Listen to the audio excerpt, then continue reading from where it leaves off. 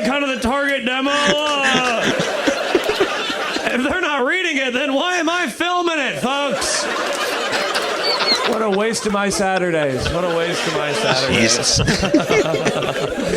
Yeah, dude. Just like going up to that line and then just fucking obliterate it. It's the Stand-Up Teardown, conducting comedy autopsies. The Stand-Up Teardown now.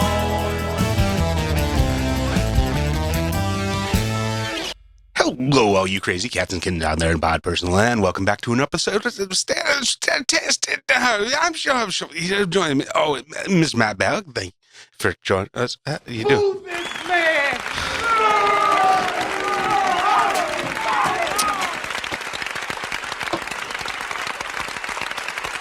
Move this man! Stop. Oh my God. Coming out of the gate so strong today. How are you doing, Matt? You're on fucking mute. We are crushing it this Jesus time. I'm having Christ. such a good time. Oh my this God. episode already. You know what my problem is? Ice cream. What? That's what I was trying to do. Like, I'm getting tired. I need to find a healthy way to like boost without messing with my sleep. I had an ice cream cone, and that's messing with my blood sugar and time to cast. And that made you mute your microphone? I think so. That's part of the whole brain fart situation. It's not bad enough. I'm frickin- incompetent. You have to fucking fuck things up too?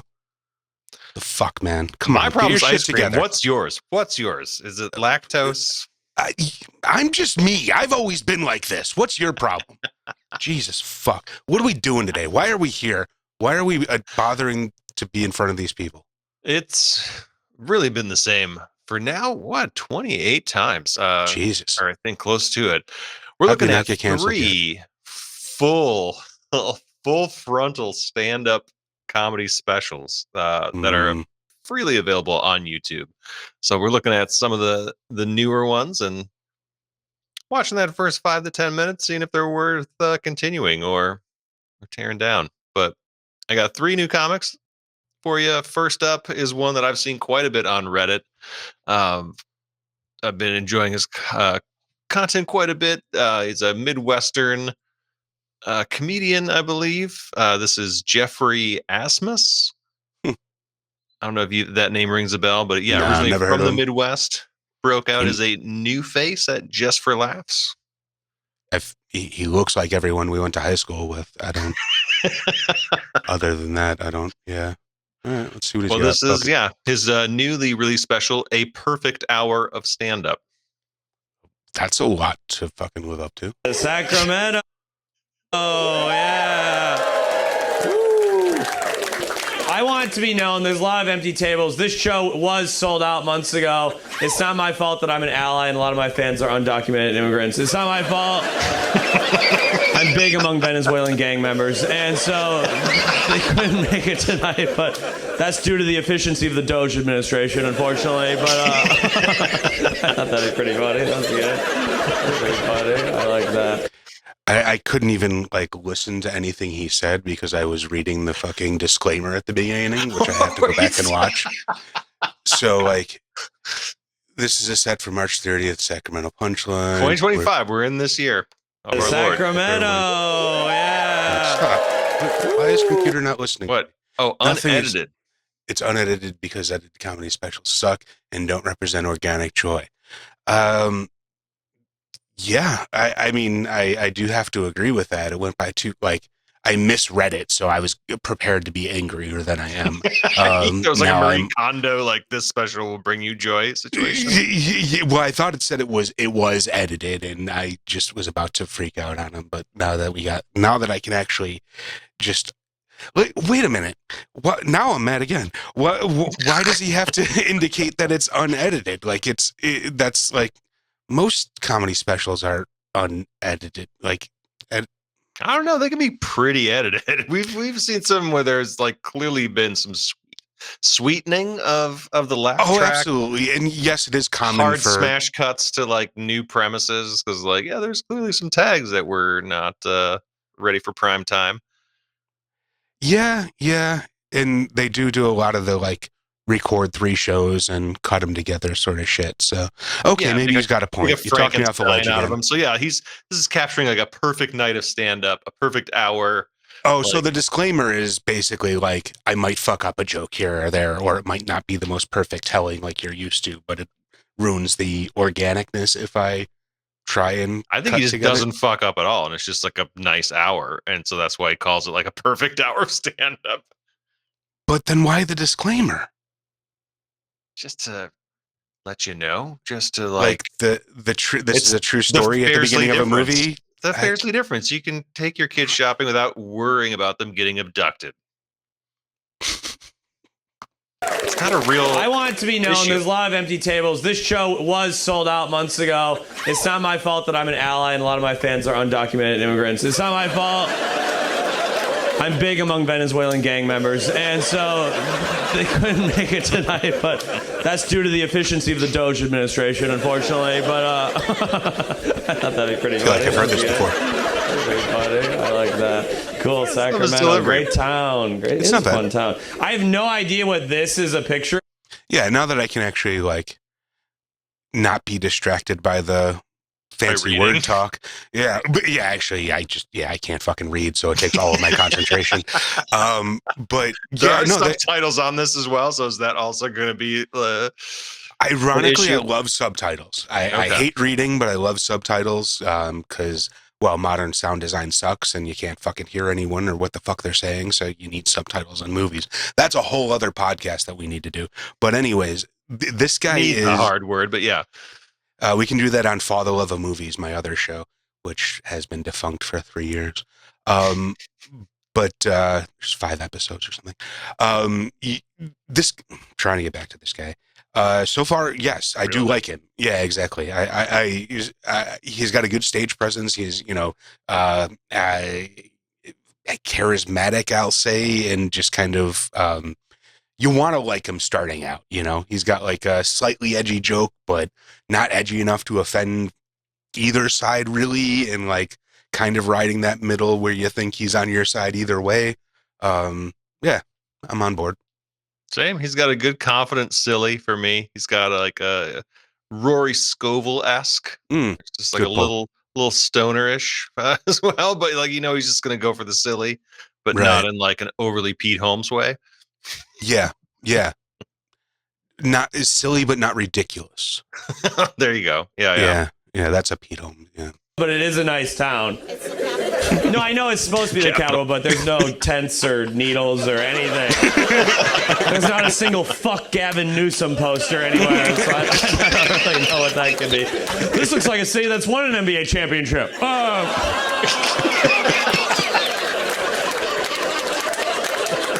I'm sure someone's really mad about that one. Incredible. Good to be here. I don't even know how true that is. I don't know how true that is either, but just sounds like a good thing to say in any town. Right? Man, fuck your sport. John got attacked by a homeless person. What a fucking bitch. What a fucking loser. Oh my God. Everyone in America is afraid of homeless people. Isn't that such bitch shit? Now that was weird. I'm not sure if I like this. Did you read the caption that went by? The caption? There was another little fucking disclaimer, white. Yeah, I missed that completely. Oh, yeah. So basically, he was saying that he was making fun of his opener who got assaulted. But since I misread the last one, we'll go back.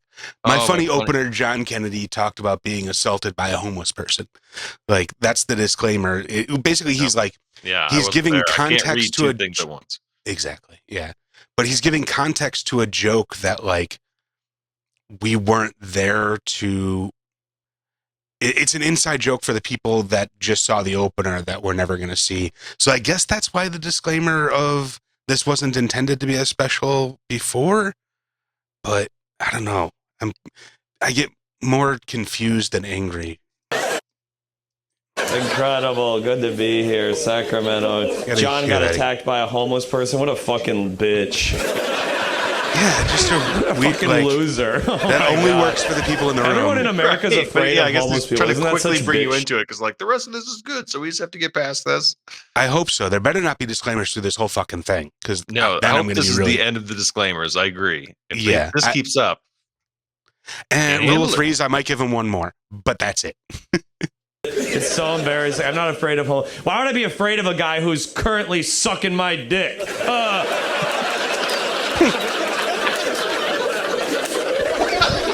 He asked for $5. I had a dick full of cum. We reached an agreement.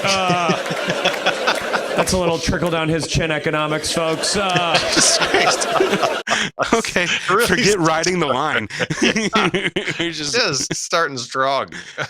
yeah, we've strongly in the offensive territory. absolutely, yeah. I'm on board still. On board. Also, I haven't been paying attention. There's a lot to read thus far. But what does this shirt say? That it's obscured now, and I've not reading too much other yellow text. I think that was funny. You're gonna have a Leisure Club. Yeah, Okay, yeah. gonna have a Nice. little bit of reading up ahead of us. So, But I guess this makes it easily clippable if you put that in like a vertical format. You got that caption just right for Instagram, TikTok. yeah, true. Can't be taken out of context if it's already on the screen. Well, I guess it can be taken out of context. It's kind of the litmus test. My comedy is only for smart alphas who fuck. So if at any point you find yourself not enjoying it, it's because you're a dumb little beta virgin. That's not my fault. That's your path in life, but that's not for you.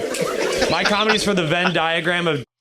I mean, that is interesting because it works on both levels again. Like I think I am back to this dichotomy of it, offending both sides enough to think that he's on your side. Right. Like either you are a drunk alpha and you're like, yeah, bro, or you're,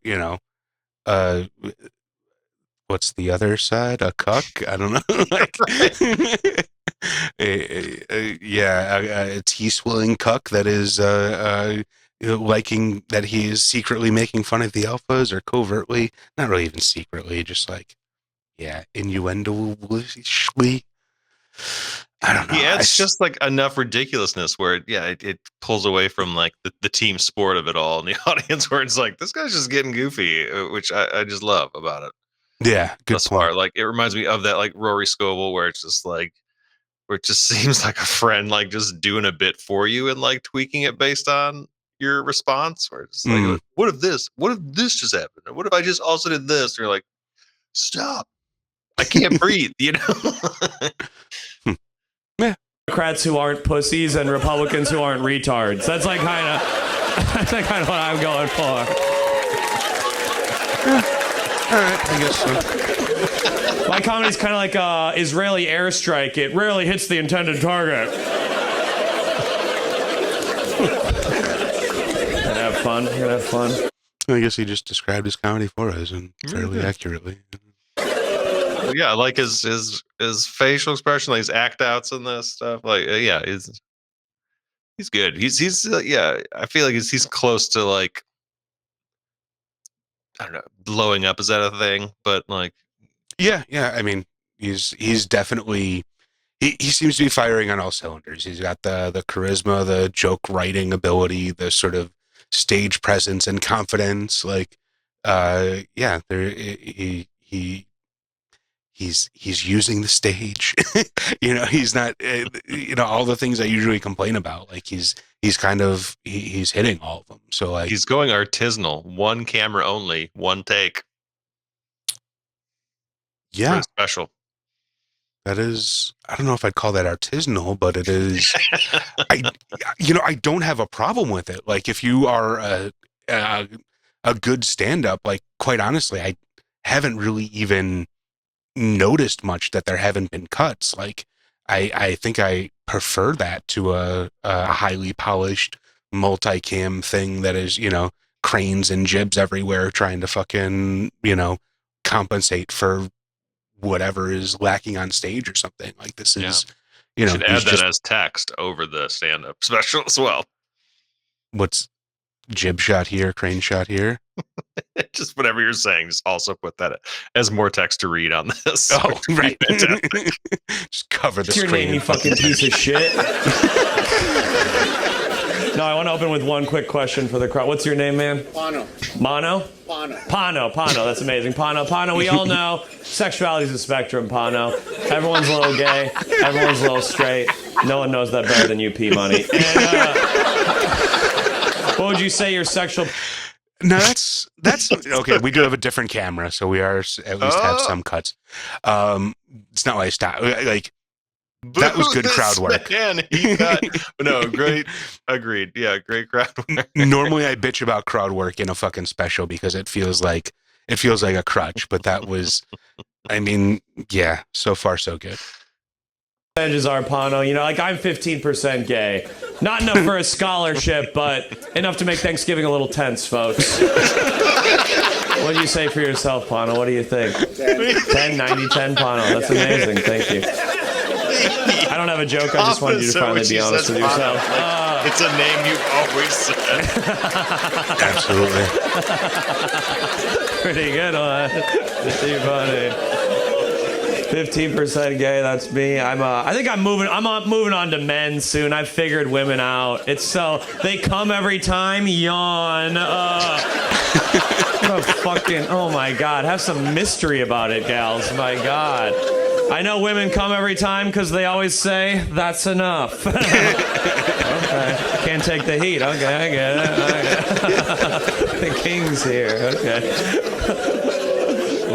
Okay, what about this? You guys think people get offended too easily these days? Yeah, okay, keep that in mind during this next one. It's one of the great jokes of our time. Have you guys seen this last couple years in Florida? These politicians, they're censoring the books in elementary schools. They're like taking the books out of the libraries. They're like, these books contain child porn. They're inappropriate to children. They contain child porn. Call me crazy, but aren't children the only people who should be reading child porn?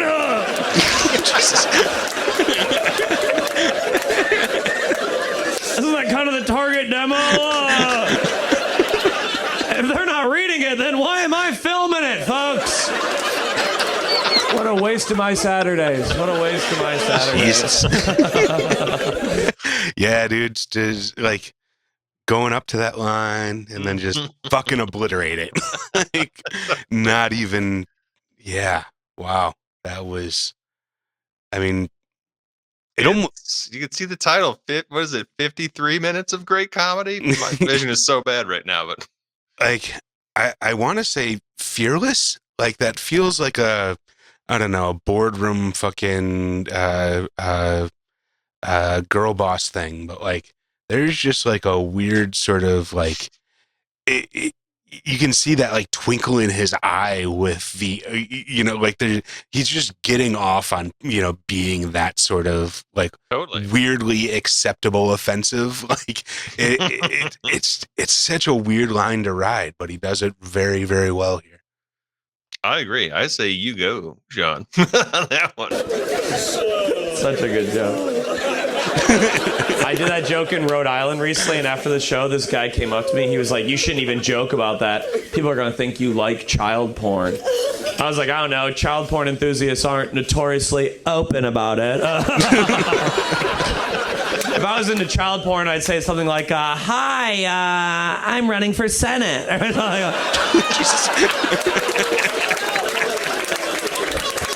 That's so funny that gets applause. That's one of the final things we agree on as a nation, is that most politicians are probably pedophiles. Well, you voted for the other pedophile? Go fuck yourself, dude. So problematic, or so I should say appropriate is the more appropriate term. Just in that no one would know about us unless we tell them, but today is has been a big day in the Epstein files being hidden forever as the announcement of the Trumpian White House is saying that they don't exist and he never did anything bad. So. I was hoping you'd bring this up. No, it's just amusing to me that he's bringing up this the idea that the one thing we agree on is that everyone is a pedophile in Washington, and literally they're saying that no, none of it happened. Yeah, it's just an appropriate day for such shenaniganery. The people won't see it for a few days at least, or maybe years from now if you're digging back through the archives. So it doesn't really matter to anyone, but it's a notable day in history. Yes. I heard your guy only touches white kids. What the fuck's up with that? Man, I'm gonna kill tonight. It's gonna be fun. Pano, you're married to him, ma'am? Are you dating? How'd you meet her, Pano? Hinge. Let's go, Pano. You know about Hinge? You guys know Hinge? You can filter by race, Pano. Looks like you might have done it, brother. This is what we call the California special right here. White-looking guy, Asian girl, let's go. I know you're Hispanic, but you're white passing, so it counts. You go to San Francisco, there's so many white guys with Asian girlfriends, it looks like 1946. Looks like, sorry, Loretta, found a new one. Sun Yi doesn't speak the language, that's why we get along. We're going to make a new race called Sleepy Italians. Come on, we're having a little fun. Just having a little fun. Jesus Christ. I mean, I'm going to cut him off there. Right? I would say if this is your style, like this, he's so good. But yeah. Yeah, I'm going to. I definitely. Here. Well, yeah. I think I'm going to go back and watch the rest of this, but that is, enough time on our show. I think I just rambled too much. But either way, that's that's a thumbs up right special. There. Indeed. I don't know if it's 63 minutes of the greatest comedy ever. It's just funny to have that bold of a claim. So it's just sort of like, I gotta love the confidence of it, and that level of fearlessness seems to come through as well. Yeah, just fierce. Mm-hmm. Who do we got up next? Up next, this is a comedian I just heard about today. Like, surprisingly, I was running a script that searches for new stand-up specials on YouTube and pulls like the top 10 results and like mashes them up. And I kept seeing this name come up. Ali Siddiq is the comedian we'll be watching. This is a new special of his, but a previous like series of specials called like The Domino Effect is what I kept seeing show up. And it's just like a 3-part stand-up special that's garnered like over 40 million views altogether. And it continues to rank. Like, I was pulling, YouTube search data, like just anonymously, like without my login from the US. And like Ali Siddiq, these specials kept popping up. And he had like a new one out within the past couple months called Rugged. And I'm like, well, this guy's like has insane viewership on a 3-part stand-up special. I've definitely heard the name before. I don't know that I would place him and pull him out of a lineup, but I've definitely, the name sounds very familiar. He spent 6 years in prison for cocaine trafficking before discovering his comedic voice. Hell of a turn of phrase there, then, I guess. Very appropriate. I did not. All right. Anyways, here we go. Let's check out Ali Siddiq and Rugged. Did you know you could? Oh no! There we go. Ladies and gentlemen, put your hands together for Ali Siddiq.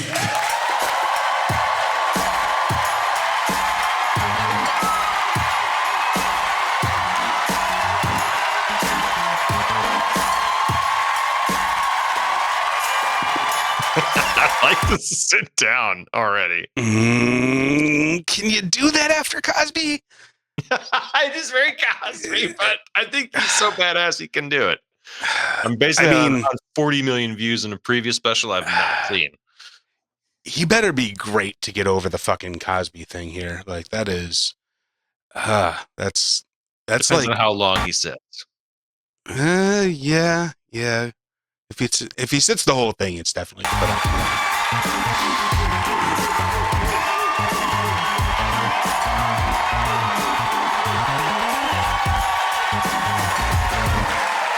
Hey.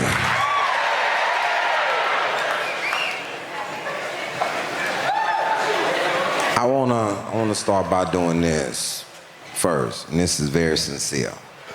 He's already moving like Cosby. That like fucking the toes and the fucking like he's got the fucking thing going on, man.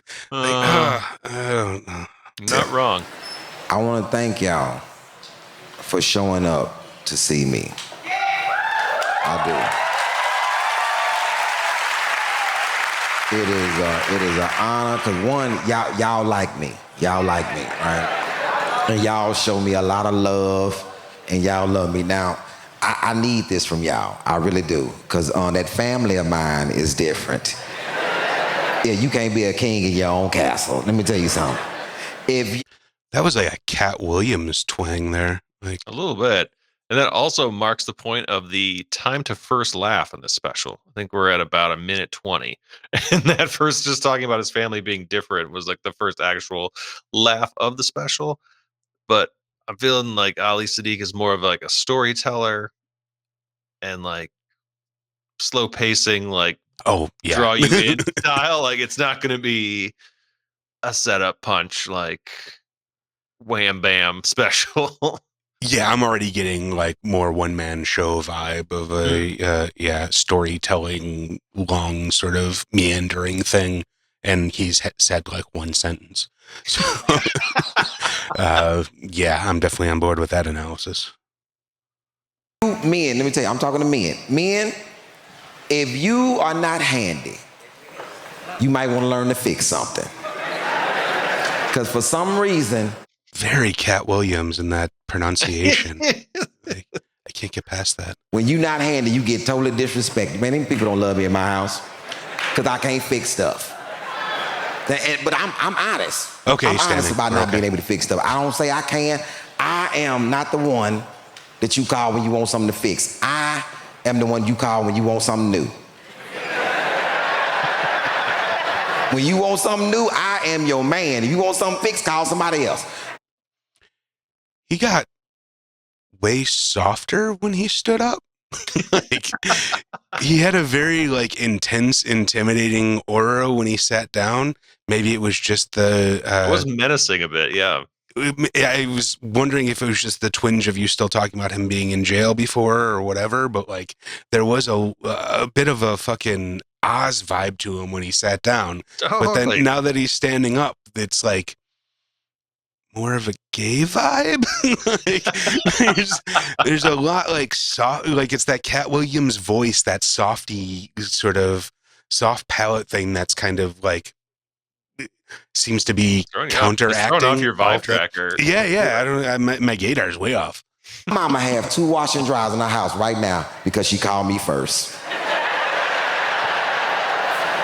And these folks know I'm not handy. My mama called me and said, baby, something is wrong with my wash and dry. It's not running and it's beeping. And I came over there. I showed up like it was a bomb. Mama, it is beeping. Get the people, get another one. Now, I'm thinking when they bring the new washer and dryer, they gonna take the old one. They just drop it off. They just leave it in the thing. I'm on the phone with the plumber. Hey, I need somebody down here. My mama got a new wash and dry. Now, backstory, I can't get past like it feels like Cat Williams in a man suit. Like we fucking like it feels like Jesus fucking Christ, Vincent D'Onofrio in Men in Black when he's like wearing the Edgar suit. Like, yeah. It just kind of feels like Cat Williams is inside puppeting like this large, intimidating dude, but he Being just John can't. Malkovich style. Yeah, like there's something just not like, I don't know. It's fine. There's nothing wrong with it. There's like it's it is a good comedic style, but it's so like I just keep coming back to Cat Williams. That it's like the voice, the mannerisms. The but it's voice just sounds like so much like, I guess I haven't watched a lot of Cat Williams stand up myself, so I'm not like pulling that reference as much. So I'm like, I think able I've just to heard him on a lot of associate podcasts. from it. But yeah, Oh, okay. but that in like just that like that very sort of fluid mannerism and that like I don't know. It just is such a juxtaposition of what I thought he was those first minute or so that he was sitting there. I guess that's just what I'm having a hard time with. Like, yeah, no, it is totally different than what you expect, 'cause just from like that, like kind of calm confidence of just sitting on Right. stage, like as the lights come up, like it's absolutely. Yeah. That predicted or projected a completely different persona than I'm seeing right now. And I don't dislike either persona. It's just weird to reckon with, this being like my introduction to him. yeah, we're coming in late on this, knowing there's like Yeah, true. like a 3-part stand-up special already that's like still hanging out like in the top rankings. So- Yeah. Right on. Comes in. I heard my sister come in, and my sister take every opportunity to make me look bad. My sister come in, I'm in the back, and then I notice the beeping stop. I come in, I'm talking to my mom, I say, what she do? My sister went in the dryer, opened the dryer, opened the lint thing, cleaned the lint thing out, closed it.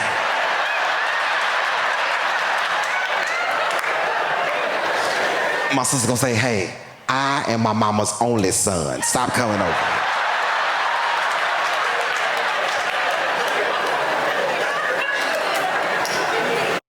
Yeah, I think you already got to be on board with him to like this stuff. Unfortunately, like that. That's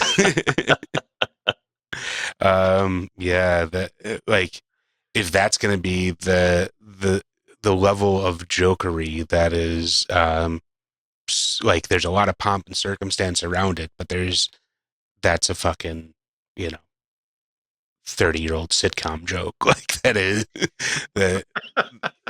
There's no real punchline in there. Like, she didn't. Yeah, I don't know. I guess the sister saying that she's the real son, but like, that wasn't even where the laugh line was. Like, everyone laughed at the lint. Like, that. Yeah, I don't know. I'll give some. When you're not handy, you will be embarrassed in your house when you're not handy. Because let me tell you. But that's such a weird example. Fucking knowing to clean the lint trap is not like a man thing. Like, that's inherently, or stereotypically a woman thing. The laundry and the lint trap and that shit. Like, men are the ones that are not supposed to know about that. Like, it's a flawed premise from the beginning, which is, man, I'm sorry. Fellas, what you don't want is other men to come in your house and fix stuff. I get home. My garage door won't go down. I went and hit the thing. Nothing happening. I went to the truck and got the remote. Nothing's happening. I call a number. Calling people. The man come over. And I tell the man, I say, hey, brother, you need anything? I'm gonna be right in the house. Just knock on the door. And I'm gonna come out here. I don't even close. Do you understand? I ain't even closed the door. Like, my heel is right there. The man that knocked on the door, I said, nah, I know the brother don't want nothing already. I said, what's up, bro? He said, oh, I'm done. And you about to be mad. I said, you done? He said, yeah, hit that thing real quick. Nothing happening right. Ain't nothing happening. Hit your remote. Nothing happening right. You see this little rope right here?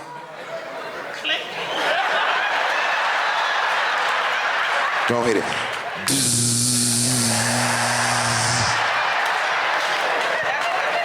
And he gonna keep doing it too. Look, you can put it on, you can put it off.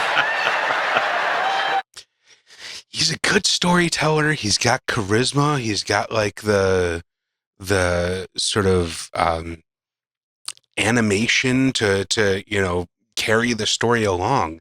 It's just there's an inherent lack of jokes in there. Like, the joke is that, yes, he's an idiot, and like, it's all sitcom premises.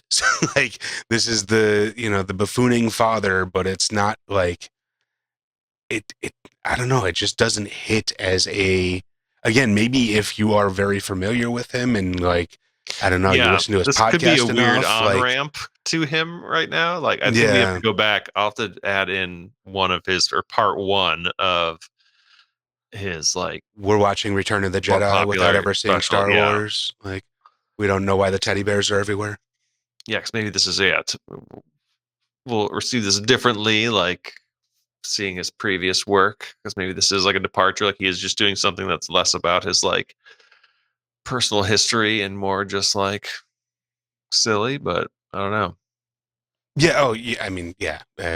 As much as we do, you probably shouldn't judge a stand-up by one special or 5 minutes of one special. Like, obviously, there is more to his career. I would assume if he's got 40 million fucking followers or whatever the hell it is.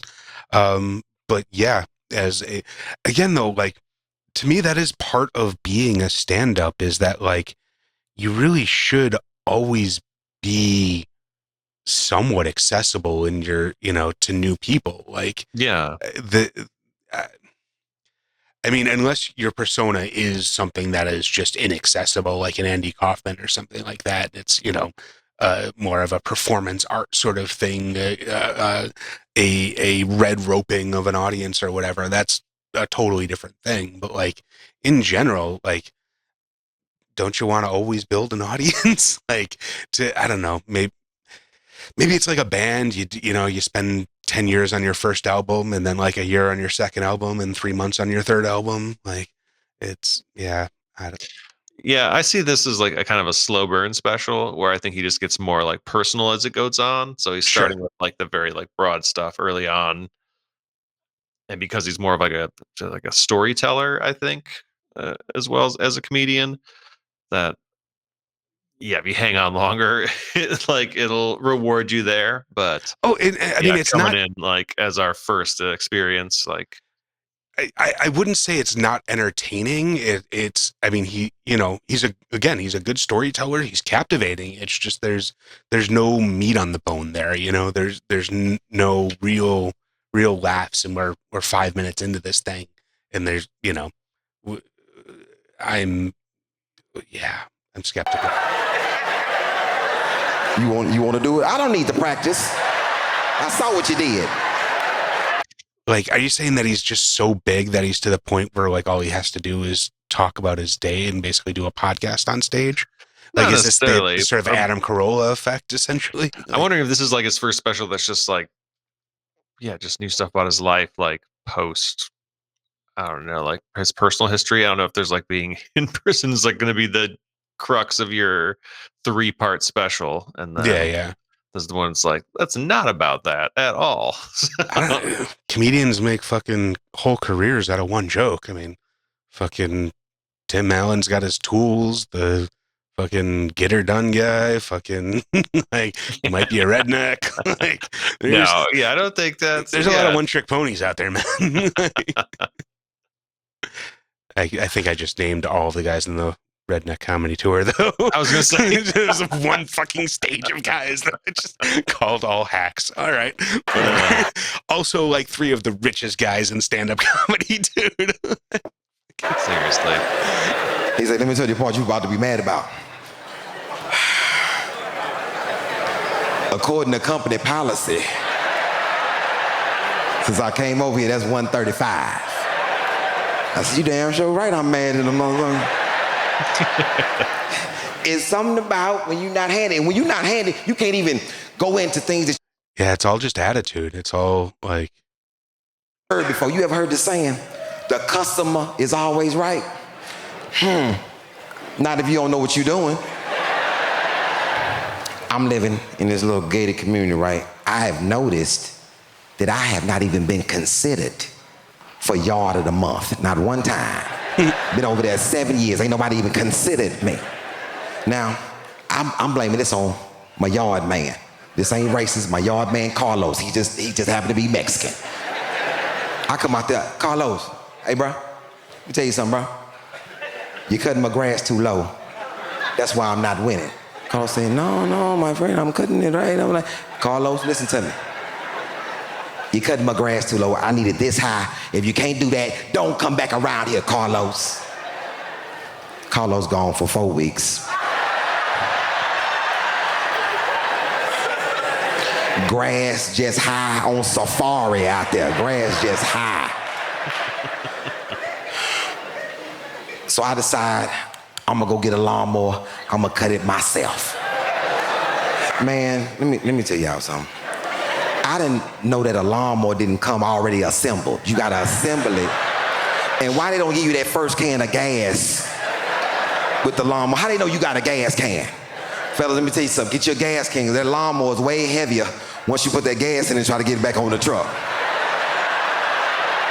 Don't laugh at me, dog. I said I wasn't handed. Don't lean back on me, dog. I told you I wasn't handed.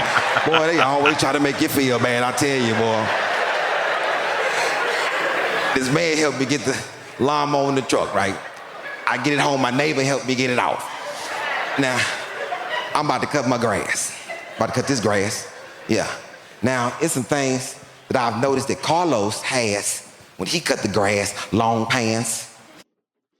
So it's like it's got like the structure of something good, and again, it's like it's almost there. It's almost really good. It just needs like a little bit of a writing tweak in there. Just a couple of good punchlines sprinkled in there, and it's really good.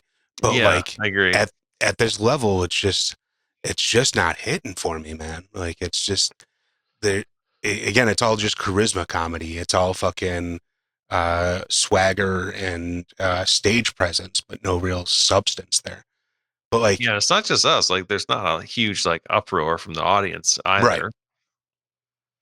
Yeah, and I guess substance isn't the right word though, because like there is a lot of things that are in there. He's talking about his personal life. He's talking about his being inadequate as a man and not being able to fix certain things, and that's like that's a fairly tried and true comedy premise. That's almost what I'm a saying, trope, like, but like yeah, like that attitude can get some mileage, but it's like already run its course for me a little bit in terms of like it got like the chuckle early on and like, all right, yeah, that's good. Well, like, but it's still riding the same premise. yeah, and consistently the only real joke is, don't I suck at being a man?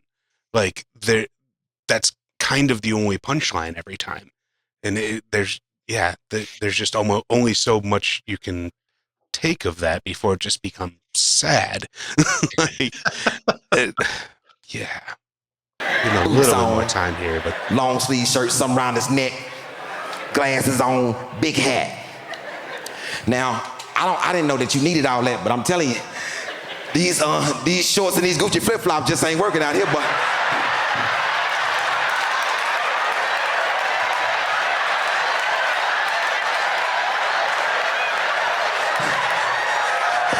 it's rough, man. It's rough, boy. It's rough.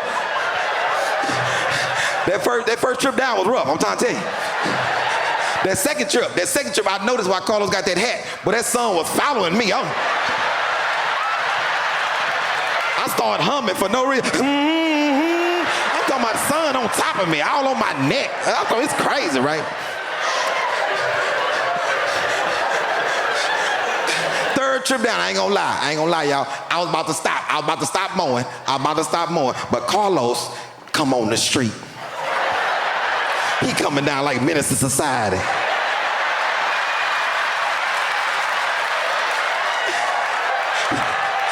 Got me all riled up. I'll call you crazy as hell, Carlos.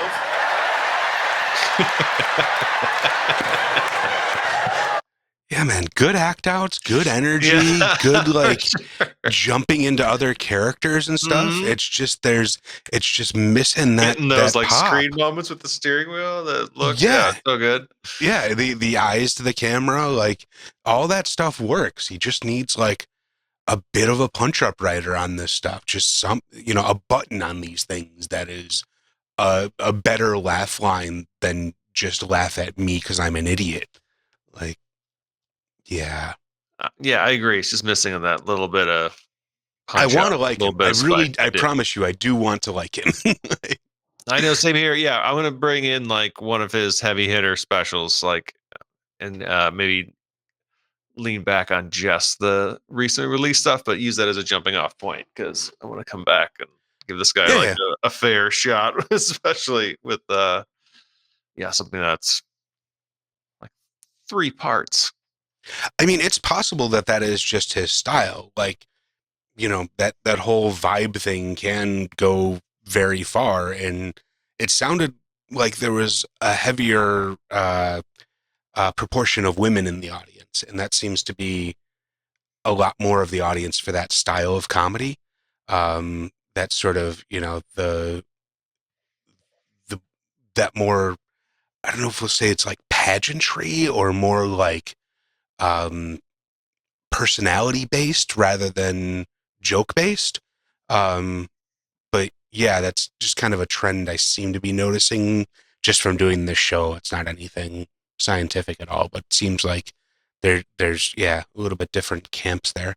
But I don't know. I could just be fucking making shit up. Who the fuck knows? I'm just sort of babbling on the internet. Who do we got up next? Well, speaking of camps, this is another special from the, was it Nateland Productions, which is the Nate Bargatze and Brian Regan, I think, is also involved. Oh, yeah. Somehow. I think so. So yeah, this is another special through that production company. Comedian Mike Vecchione. I hope I'm pronouncing that correctly. He's a New York-based Italian-American stand-up comedian and former special education teacher. So, I feel like I've seen him around before. Like, he's been on The Tonight Show, Jimmy Fallon, Comedy Central, Netflix, Hulu. I think he was in that King of Staten Island movie with Pete Davidson. I feel like we've done him on the show. No? Okay. I would have to I would. Maybe all these white guys just look alike to me, but you guys aren't seeing what I'm seeing. No, I'm pulling up the website. Like, we have a database of comedians we've watched, and you would know. But no, I mean, he definitely seems like someone I've seen before, and I watched like 5 seconds, and I thought I recognized the voice. But yeah, maybe I don't know. We'll see. Yes, this is a special Low Income White. I was in Florida recently at a supermarket called Publix. Have you guys heard of it? There's some white trash in here tonight, boy. Publix does this funny little thing where they keep a gigantic scale in the front of the store, fat shaming all of the customers. So I'm walking out of Publix with my mother and my girlfriend, 2 women. And my mother sees the scale. She says, "Michael, I'm going to check my weight." She hands me her purse. She hands me her items. She goes and checks her weight. She comes off. My girlfriend sees it. She says, "I'm going to check my weight." Hands me her purse, hands me her items, goes and checks her weight. And that's women's rights. Women have the right to check their weight in Publix. But to everybody else in the supermarket, it just looked like I came there to weigh my women. Mike Vecchione. No big deal. I'm a stand-up comedian. That's my job. Was that pulled from the middle, or was that his actual opener? I fucking hate when they do that, because, I mean, Well, it's a great way to get to the same time to first laugh up there. Right. Again, that's like 10 seconds. You're getting laughs. Immediately. It's special. We do the same thing on this show, so I can't necessarily fault them for it. But for a comedy special, I don't know, something about it rubs me the wrong fucking way. Like, kind of like what that first dude's disclaimer was saying, that like an edited comedy special loses its organicness, and like seeing how a comedian comes on stage and like, wins over a crowd in the room, it's all part of it. But whatever, I guess we've been fucking denied all of that experience. My passion? My passion is coming to towns like this to talk to low-income whites about vaccinations. That's my passion. It's my passion. I love sitting eye to eye with the low-income whites of towns like this and just hashing it out about the vaccine. Where do you find the low-income whites of this great country of ours? 2 words: Waffle House. Waffle House seems to be a headquarters for the low-income whites. Or if you're in the middle of the country, it's called a Cracker Barrel. Cracker Barrels are just upscale Waffle Houses. Are those the same thing? I've never been to a Waffle House. Been to plenty of Cracker Barrel. But Oh, really? Oh, look at you, hoity-toity. No, they're it's totally not the same thing. Yeah, Cracker Barrel's like way more upscale. You got the peg game, waiters, waitresses. Waffle House has no waiters and waitresses? Well, they do, but it's more of like a diner vibe. Mm, Counter service, Yeah. like, yeah. yeah, Cracker Trashier Barrel's its Denny's. whole own vibe. This guy doesn't know Mhm. what the fuck he's talking about. Yeah. Fuck. They have like a gift shop with rocking chairs at Cracker Barrel. Yeah. I've been there. We're in Nashville. You have Waffle Houses and Cracker Barrels. Can you say sweet spot? What? I guess as a white trash nexus, Cracker Barrel definitely counts, though. It's Mhm. about on par with a Walmart, certainly. I Yeah. don't know how upscale it is from a Waffle House, though. That's a point of contention on the show, apparently. Mindset when you go to a Cracker Barrel. I want the unhealthiest food sold in public, but I still want to impulse buy a rocking chair. Where can I do it? Does such a place exist? It does. It's called the Cracker Barrel. It's accurate. Cracker Barrels are closing. Sorry, whites. Sorry, whites. Cracker Barrels are closing. Sorry, whites. I'm sorry, whites. But so are Red Lobsters. Sorry, blacks. Sorry, blacks. I'm sorry, blacks. That joke works better if there's more blacks in the room. Maybe someday, right, Nashville?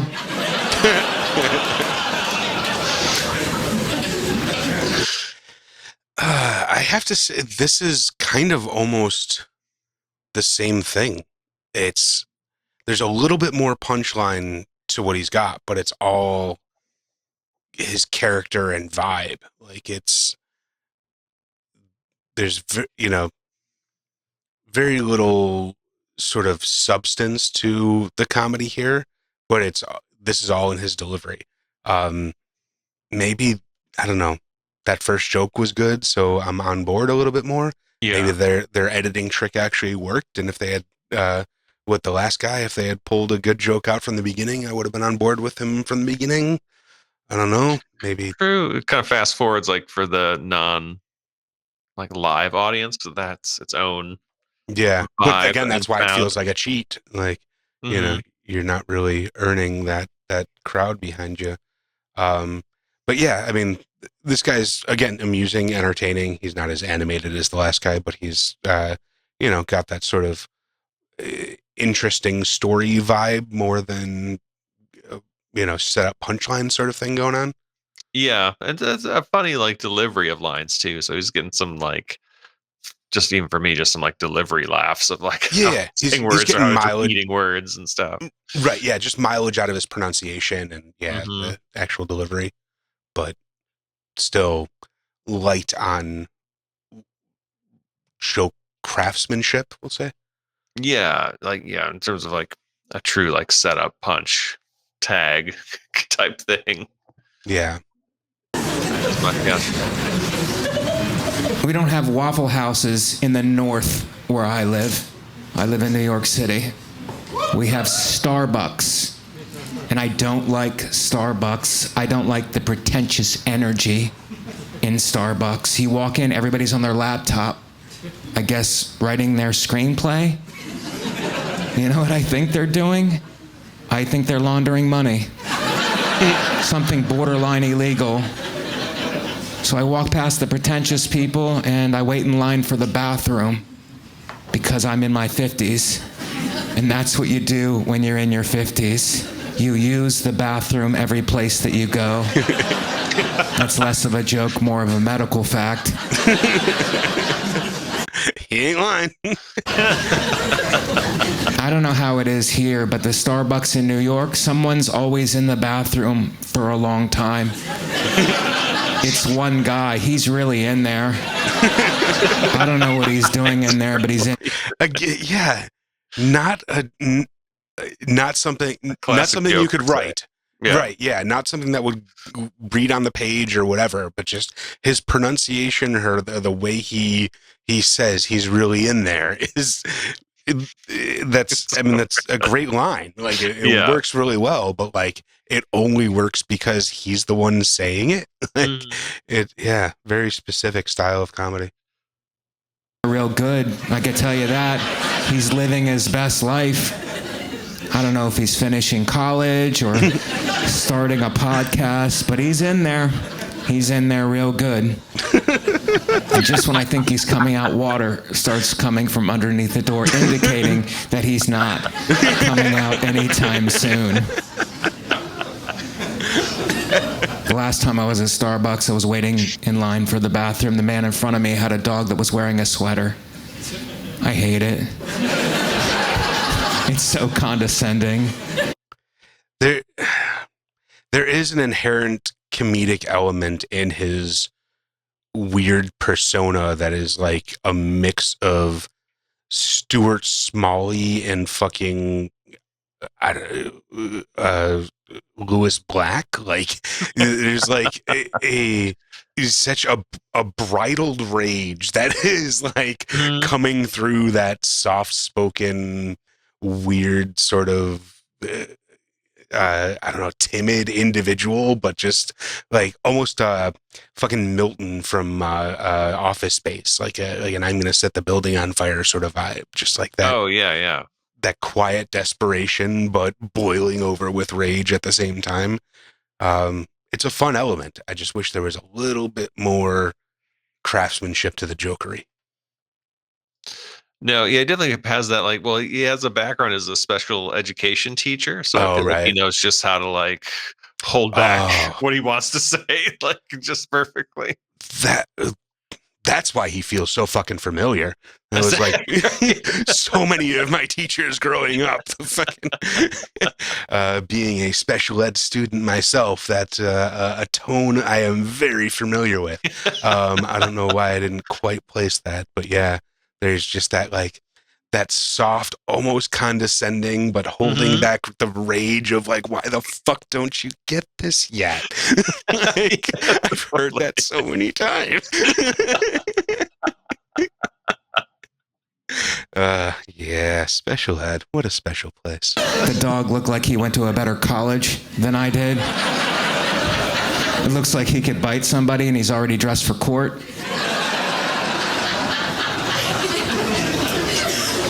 The line's taking too long. I exit Decent show. the line, and now I'm waiting in the line for coffee, which is also very long, but it's moving, and I eventually get to the front, and the girl with the purple hair goes to take my order, and I go, medium black coffee, nothing in it. She goes, don't you mean grande? I said, miss, I don't think it's the right time to be teaching me Italian. There's a man swimming in your bathroom. That's a good callback.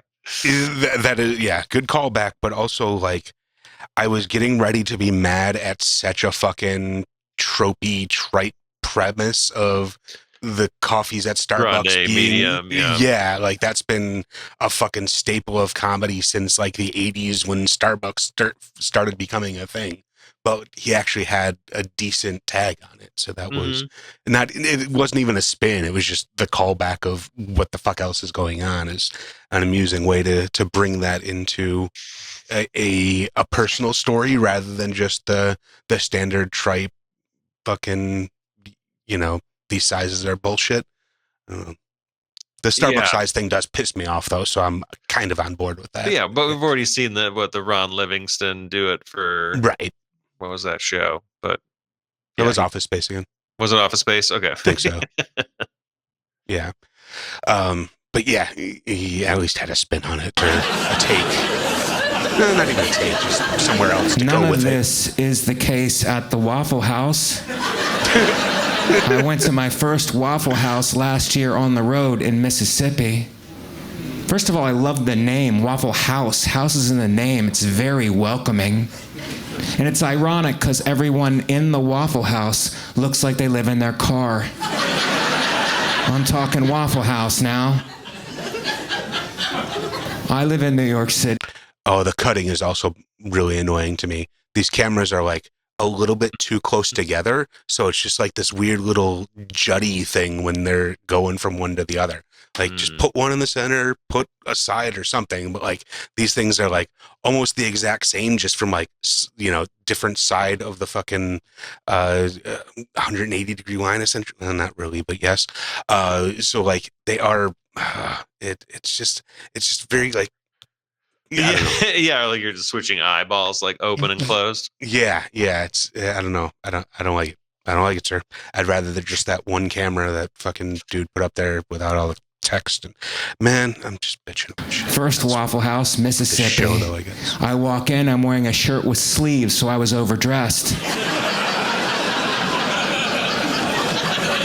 I go to the bathroom. There's no code on the door of the bathroom at the Waffle House like at Starbucks.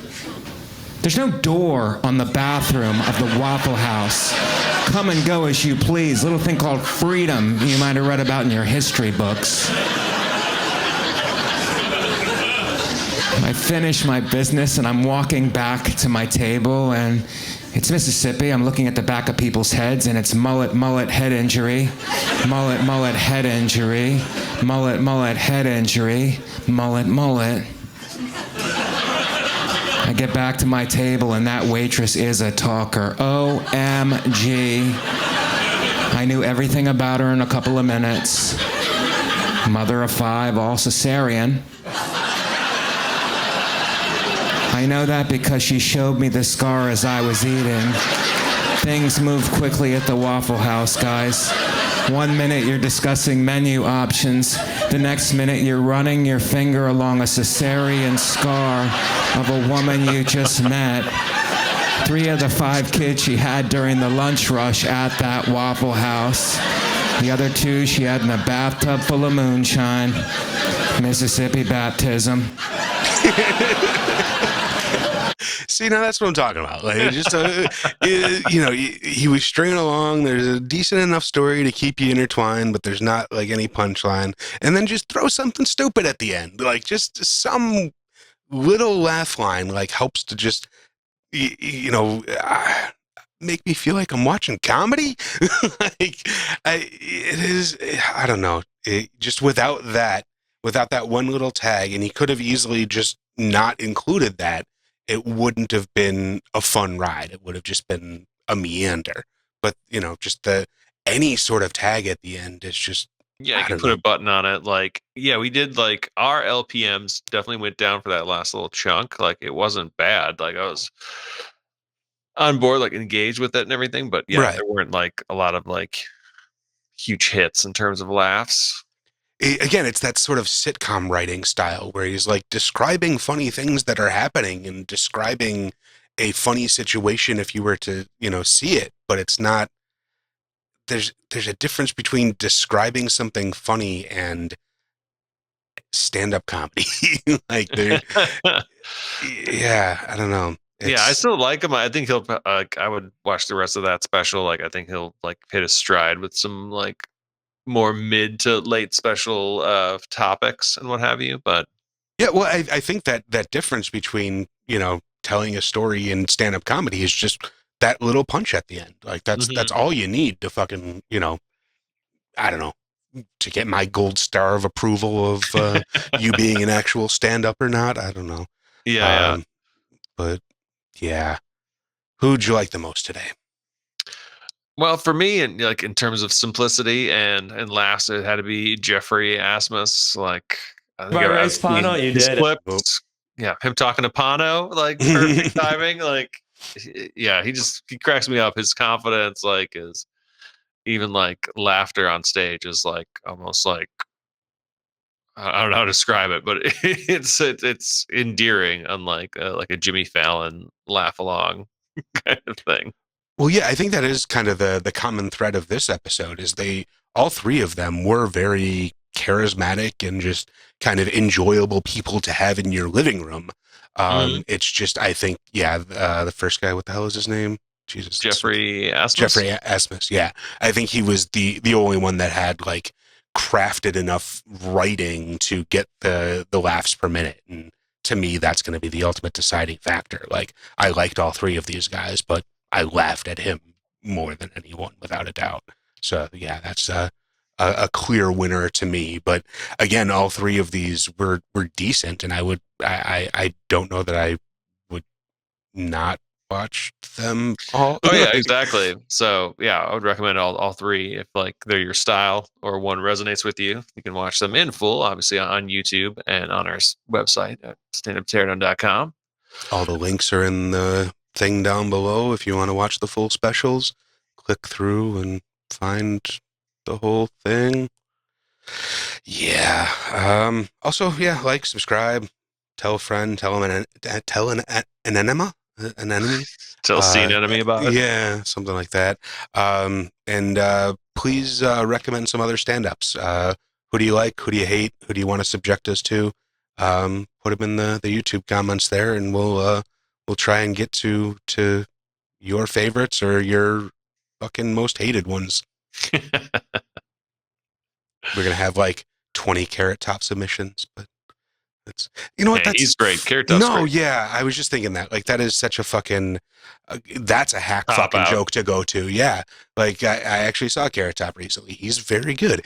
He was also on Tony Hinchcliffe recently. He seems to be having a bit of a renaissance. He's like, he doesn't deserve the reputation that he has. But that's a whole other fucking episode here. Well, we refuse to tear down Carrot Top, but well, we'll catch ourselves. I mean, you know, sometimes. yeah, send us your comments, send us any comedians, and we'll keep tearing it down. You keep standing it up, and we'll keep tearing it down. That'll do. Pig. Oh. Sit down, it's time to read between the punchlines. Ooh.